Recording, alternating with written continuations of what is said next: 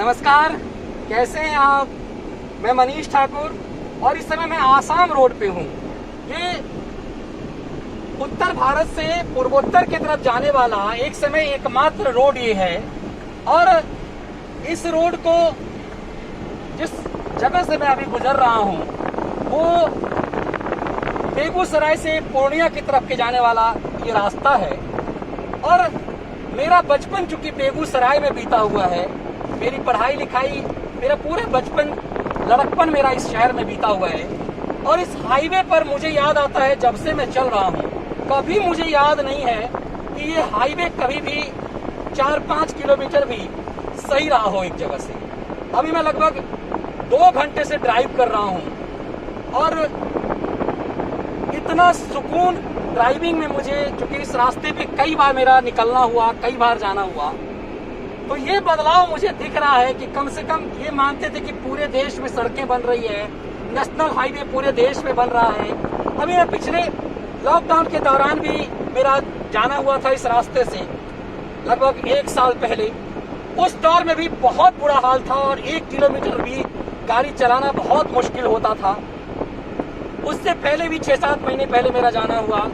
इस सड़क पे जब कभी भी मेरा निकलना हुआ, चाहे खुद से ड्राइव करना हो या ड्राइवर के साथ रहा हो या पब्लिक व्हीकल्स में रहा, हमने हमेशा देखा कि इस सड़क पे आप 4 से 5 किलोमीटर भी आप ढंग से गाड़ी नहीं चला सकते।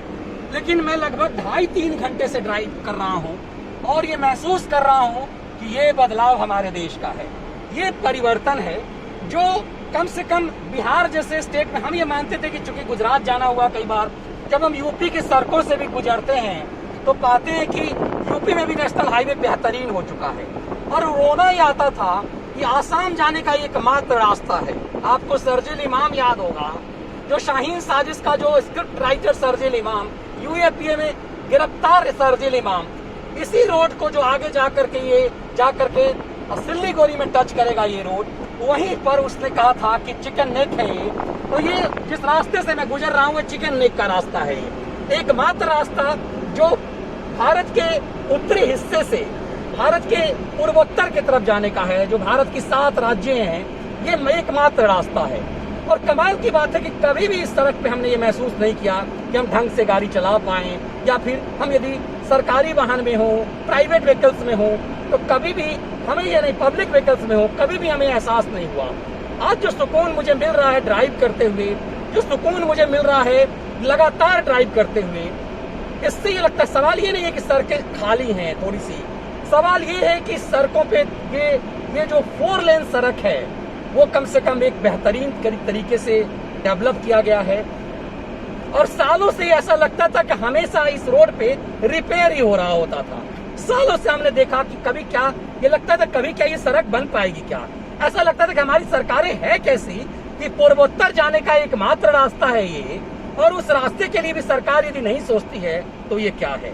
मुझे लगा कि ये आपको बताया जाना चाहिए और इस लिहाज से ये दिखाया कि हमारे जब तक सड़क और बिजली, ये 2 चीजें हमारी बेहतरीन नहीं होगी, हम विकास के रास्ते पे नहीं जा सकते। आज इस बदले दौर में मैं बिहार प्रांत में, जहाँ जिस शहर में मैं रहता हूँ, 24 घंटे मैं बिजली देखता हूँ।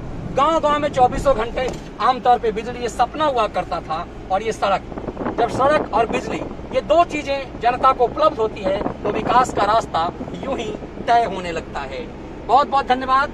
मुझे लगता है कि आपको ये विश्लेषण सुकून देने वाला होगा कि हमारा भारत बदल रहा है।